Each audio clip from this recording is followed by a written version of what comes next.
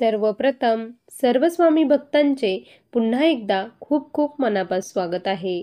स्वामी भक्तांनो, आज आपण अमरावती येथील रहिवासी असलेल्या एका स्वामी सेवेकरी ताईंचा खूप सुंदर असा अनुभव त्यांच्याच शब्दामध्ये बघणार आहोत.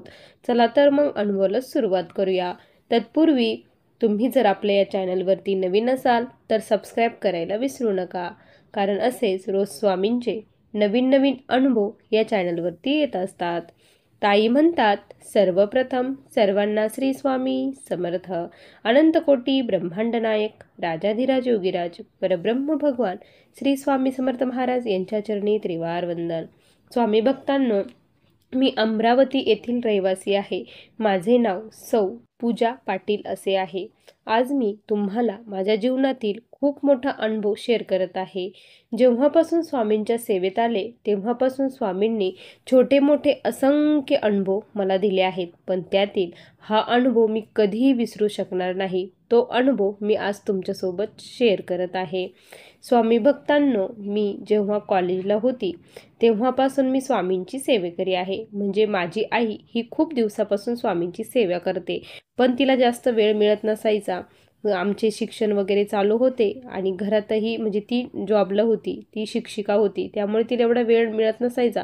जेवढं जमेल तेवढं ती स्वामींचं करायची. त्यानंतर जेव्हा मी कॉलेजला गेली तेव्हा माझी आई ही रिटायर झाली. आई रिटायर झाल्यानंतर तिची खूप सेवा वाढली. आईची सेवा वाढल्यानंतर मलाही म्हणजे मी पण सेवा करू लागली होती. आई म्हणायची तूही कर आणि मीही कर, असंच आमचं चालू होतं. त्या दरम्यान काय झालं की म्हणजे मी सेकंड इयरला गेल्याबरोबर माझं खूप छान स्थळ आलं आणि माझ्या वडिलांनी माझे लग्न करून दिले. मला शिकण्याची फार इच्छा होती आणि मी लग्न ज्यावेळेस जमलं त्यावेळेस त्यांना सांगितलं की मला पुढे शिकायचं आहे म्हणून. तर ते म्हटले ठीक आहे, तुझी इच्छा आहे तर तू शिकू शकते, असं ते म्हटले. आता लग्न झालं. लग्न झाल्यानंतर सेवा तर पूर्णपणे बंदच होती स्वामींची. पण काय झालं की सेकंड इयरला मी जेव्हा पेपर दिले त्यावेळेस रिझल्ट जेव्हा आला तेव्हा कळालं की म्हणजे माझा एक विषय हा राहिला आहे.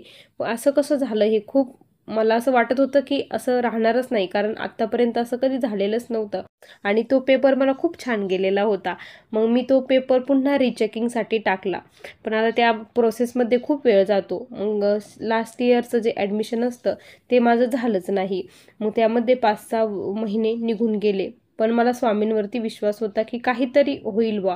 आणि ज्यावेळेस म्हणजे रिझल्ट लागला पुन्हा रिचेकिंगचा त्यावेळेस माझं तो विषय सुटून आलेला होता. पण आता वेळ फार झालेली होती आणि ॲडमिशनही मिळणं कठीण होतं. पण त्या दरम्यान काय झालं की एक GR निघाला. GR निघाला की म्हणजे जे विद्यार्थी काही कारणास्तव ॲडमिशन घेऊ शकले नाही, त्यांचं वर्ष वाया जाऊ नये, त्यामुळे त्यांना या नंतर 6 महिन्यानंतर ॲडमिशन देण्यात यावं. आणि मग मी फॉर्म वगैरे भरलात, पण तिथले म्हणत होते की तुझं काम म्हणजे होणार नाही म्हणून. तर मी श्री स्वामी समर्थ म्हणून म्हटलं 1% हे करून तुम्ही भरा म्हटलं. फॉर्म वगैरे भरला. स्वामींवरती पूर्ण विश्वास होता. स्वामींची जरी काही सेवा नसली पण नामस्मरणाची सेवा माझी ही कंटिन्यू चालूच असायची. जेव्हा मी काम करायची घरकामात माझं महाराजांचं नामस्मरणच चालू असायचं. माझ्या घरचेही खूप सपोर्ट मला करतात, त्यामुळे मला कसलाही प्रॉब्लेम येत नव्हता. मग त्यानंतर माझं 1 महिना त्यामध्ये पुन्हा गेला. 1 महिन्यानंतर हे झालं, त्यांनी सांगितलं की तुमचं ॲडमिशन झालं आहे. मला खूप आनंद झाला. आता पण मला काय होतं की मागचेही विषय सोडायचे होते जे 6 महिन्याचे, आणि हेही सर्व काही सोबत सिलेबस होता, सर्व हे करायचं होतं. एवढा टफ अभ्यास, त्यानंतर घरची जबाबदारी, कसं होणार. पण सर्व काही स्वामींवरती सोडून दिलेलं होतं. सर्व प्रॅक्टिकलचे पेपर वगैरे मागचे पुढचे सर्व काही दिले, या वर्षाचेही दिले. त्यानंतर आता रिझल्टची वेळ होती. मला तर वाटत होतं की म्हणजे एवढ्या दगदगीत एवढ्या याच्यामध्ये माझे विषय राहून जाणार आहे. मी अगोदरच सांगत होते की माझे विषय राहून जाणार आहे. पण ज्या दिवशी स्वामी भक्तांनो रिझल्ट लागला त्या दिवशी माझा आनंद हा गगनात मावत नव्हता. कारण कोणीही विश्वास ठेवू शकत नाही एवढ्या याच्यामध्ये स्वामींनी कसं करून घेतलं हे मलाही माहीत नाही. पण माझे सर्व विषय हे ऑल क्लिअर निघले. सर्व म्हणजे सर्व, मागच्या सेमचे पण आणि ह्या सेमचे पण खूप मोठी प्रचिती स्वामींनी मला त्यावेळेस दिले. त्या दरम्यान काय झालं स्वामी भक्तांनो की म्हणजे मला प्रेग्नेन्सी अगोदरच राहिलेली होती आणि मग मला मुलगा झाला. मुलगा झाल्यानंतर आता जवळपास माझा मुलगा हा 1.5 वर्षाचा आहे. माझा मुलगा 1.5 वर्षाचा आहे, पण काय झालं की त्या मुलगा म्हणजे पालथाही पडत नाही, रिंगतही नाही आणि काहीच तो करत नाही. जे आम्ही सर्व चेकअप केले, नाना ठिकाणी त्याला घेऊन फिरलो, जे डॉक्टर जे सांगतील ते आम्ही केलं. खूप मोठ्या हॉस्पिटलमध्ये आम्ही गेलो, त्याचे सर्व काही रिपोर्ट केले. त्यावेळी डॉक्टरांनी सांगितलं की त्याचे जो मेंदू आहे तिथे जे ऑक्सिजन जेवढा जायला पाहिजे तेवढा त्याचा ऑक्सिजन तिथेपर्यंत जात नाही, त्यामुळे तो असं मतिमंदसारखा आहे, तो काही हालचाल करत नाही. असं ज्यावेळेस सांगितलं त्यावेळेस याच्यावरती विलाज काहीच नाही असं डॉक्टरांनी स्पष्टपणे सांगितलं. त्यावेळेस खूप वाईट वाटलं की आता काय करायचं. आता फक्त स्वामींचा आधार होता, बाकी काहीच नाही. मग त्या दरम्यान माझी आई ही दिंडोरीला गेली. दिंडोरीला गेल्यानंतर काय झालं की दिंडोरीला गेली आणि तिथे मग तिने रात्रभर नाईट सेवा केली आणि मग तिथे प्रश्न उत्तर केले. तिथून खूप साऱ्या सेवा देण्यात आल्या आणि त्यानंतर घरी आली. मला सांगितलं की अशा सेवा दिल्या आहे. मी सेवेला सुरुवात केली. त्यानंतर आम्ही केंजळे दादांकडे गेलो. केंजळे दादांकडे गेल्यानंतर दादांनी माझ्या बाळाच्या डोक्यावर हात वगैरे ठेवला, आशीर्वाद दिला आणि 2 वर्षानंतर तो व्यवस्थित होईल असं ते बोलले. त्यांनीही खूप सेवा दिल्या, त्याही सेवा घेतल्या, सेवा सुरूच होत्या. त्यानंतर काय झालं, स्वामी भक्तांनो, सेवा सुरू असताना जे माझं बाळ काहीच करत नव्हतं ते बाळ आता पालथं तरी पडतंय, म्हणजे पॉझिटिव्ह रिझल्ट आम्हाला येऊ लागले आहे. एक आई आपल्यासाठी काही करणार नाही पण बाळासाठी खूप काही करू शकते हे मी अनुभवलं आहे.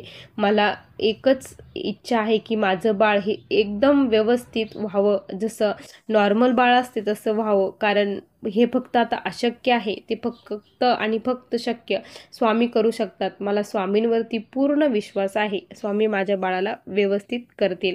स्वामी भक्तांनो, हे माझे 2 अनुभव झाले. आणि तिसरा माझा असा अनुभव आहे की माझे जे वडील आहेत ते काय झालं, आम्ही घरी नव्हतो, लग्नाला गेलेलो होतो. माझ्या मावशीच्या मुलीचं लग्न होतं, तिकडे आम्ही सर्वजण गेलेलो होतो. माझे वडील घरी एकटेच होते आणि ते काय झाले की गावामध्ये जाण्यासाठी गाडीवरती निघाले. गाडीवरती निघाल्यानंतर त्यांना काय झालं गाडीवरती त्यांनाच कळालं नाही आणि ते खाली पडले. वेळ होती रात्रीची. ज्यावेळेस खाली पडले आणि त्या रस्त्याने फार काही म्हणजे कोणी जात नाही, काहीच नाही, खूप सुनसान तो रोड आहे. माझे वडील असे खाली पडले आणि घसरून ते शेतामध्ये खाली गेले. गाडी अशी पडलेली होती आणि वडील खाली पडलेले होते. त्यानंतर मग काय झालं की कोणीच त्यांना बघायला नव्हतं आणि फोन करतोय तर फोनही उचलत नव्हते. रिंग वाजायची पण फोन उचलत नव्हते आणि एखादी गाडी गेली तर त्यांना वाटायचं की कोणीतरी दारू पिऊन वगैरे पडलं असेल, असं म्हणून त्यांनी कोणी लक्ष दिले नाही. त्यानंतर जेव्हा माझे वडील रात्रभर तिथेच पडलेले होते. ज्यावेळेस सकाळ झाली त्यावेळेस म्हणजे लोकांनी बघितलं. त्यानंतर मग आम्हाला फोन केला की असं असं झालेलं आहे. त्यावेळेस आम्ही खूप घाबरलो, लगेच जाण्यासाठी निघालो. स्वामींचा धावा चालू होता. तोपर्यंत तेथील सर्व लोकांनी माझ्या वडिलांना हॉस्पिटलला नेलं होतं. डॉक्टर म्हटले की यांचं शरीर पूर्णपणे थंड झालेलं आहे, यांची बॉडी रिस्पॉन्स देत नाही, कारण रात्रभर हे तिथे होते आणि यांना अर्धांगायूचा अटॅक येऊन गेलेला आहे असं डॉक्टर बोलले. आणि त्यानंतर मग काय करायचं, मग आम्ही येण्यासाठी निघालो. बस ही मध्ये प्रचंड गर्दी होती. माझ्या डोळ्यात तर खूप पाणी होतं. माझा मुलगा आणि आम्ही बसमध्ये आलो आणि बाकीचे सर्व गाडीत गेलो होतो. गाडीत गर्दी होती, बसायला जागा नव्हती. मी माझ्या मुलाला घेऊन उभीच होती. त्यावेळेस काय झालं, तिथे एक बाबा होते, असे खूप तेजस्वी बाबा होते. ते बाबा काय म्हटले की बाळा इथे बस तू. मी म्हटलं नाही बाबा, तुम्ही बसा, मी उभी राहते म्हटलं. म्हणे अगं तू खूप टेन्शनमध्ये दिसते. म्हणे काय झालं, तर म्हटलं माझ्या वडिलांना असं असं झालं आहे म्हणले. तर ते बाबा म्हटले काळजी करू नको, सर्व काही व्यवस्थित होईल. ज्या देवतेची आराधना करते ना त्या देवावरती विश्वास ठेव, असं ते म्हटले. त्यावेळेस मला असं कुठंतरी पॉझिटिव्ह फील झालं की नाही बाबा, कोणीतरी आहे आणि स्वामींची शक्ती आहे, स्वामी काही एक होऊ देणार नाही. मी म्हटलं हो बाबा, माझे स्वामी काहीच होऊ देणार नाही. म्हणे तू स्वामींची भक्ती करते का, मग तर कशाला तू घाबरते. म्हणे स्वामींच्या ब्रीद वाक्यावरती विश्वास ठेव की, भिवू नकोस, मी तुझ्या पाठीशी आहे, मग कशाला रडते म्हणे. असं म्हटल्यानंतर खूप आधार मिळाला. त्यानंतर मी खरंच रडली नाही आणि महाराजांचा तारक मंत्र आणि श्री स्वामी समर्थ मंत्र तिथपर्यंत जाऊस तर कंटिन्यू माझा सुरू होता. ज्यावेळेस मी हॉस्पिटलला गेली त्यावेळेस माझ्या वडिलांची कंडिशन ही खूप क्रिटिकल होती. डॉक्टरांनी फक्त 24 तासाची गॅरंटी दिलेली होती. मी तिथे गेल्याबरोबर त्यांच्या नाडीवरती मृत्युंजय मंत्राचा जप सुरू केला. महाराजांचा मंत्रही त्या नाडीवरती चालू केला. जसा मंत्राची आवर्तने वाढत गेली, रामरक्षा त्यांच्या डोक्यावर ठेवून मी म्हणत होती, तसं माझ्या वडिलांच्या तब्येतीमध्ये सुधारणा होऊ लागली. डॉक्टर म्हटले त्यांची तब्येत खूप म्हणजे बॉडी रिस्पॉन्स देऊ लागली. ही खूप मोठी गोष्ट आहे म्हणे. आम्हाला वाटलं होतं की आता हे होणार नाही, पण हे तुमच्या पुण्यामुळे झालं. आणि स्वामी भक्तांनो, माझे वडील 4 दिवसामध्ये एकदम व्यवस्थित झाले आणि त्यांचं म्हणजे एक हात हे करतो निकामी झाला आहे, पण बाकी सर्व काही व्यवस्थित आहे. ते आमच्यामध्ये आहे हेच आमच्यासाठी खूप आहे. रात्रभर त्यांचं कोणी संरक्षण केलं असेल तर ते फक्त आणि फक्त स्वामी महाराजांनी. आज आम्ही स्वामी सेवेत नसतो तर आमच्यावरती खूप मोठा डोंगर कोसळला असता. महाराजांनी खूप मोठ्या ह्या संकटातून अलगदपणे बाहेर काढलं. तसंच माझ्या मुलालाही काढतील हे मला माहीत आहे. स्वामी भक्तांनो, फक्त अंतःकरणापासून स्वामींची श्रद्धाभावाने सेवा केली तर स्वामी येतात आणि अनुभव देतात. हे माझे खूप सारे अनुभव आहे. असा मला आलेला हा स्वामींचा दिव्य अनुभव होता. श्री स्वामी समर्थ. बघा स्वामी भक्तांनो, किती सुंदर अनुभव होता या ताईंचा. तुम्हाला हा अनुभव कसा वाटला नक्की कमेंटमध्ये कळवा. पुन्हा भेटूया अशा सुंदर अनुभवासोबत. तोपर्यंत सर्वांना श्री स्वामी समर्थ. जय जय स्वामी समर्थ. श्री गुरुदेव दत्त.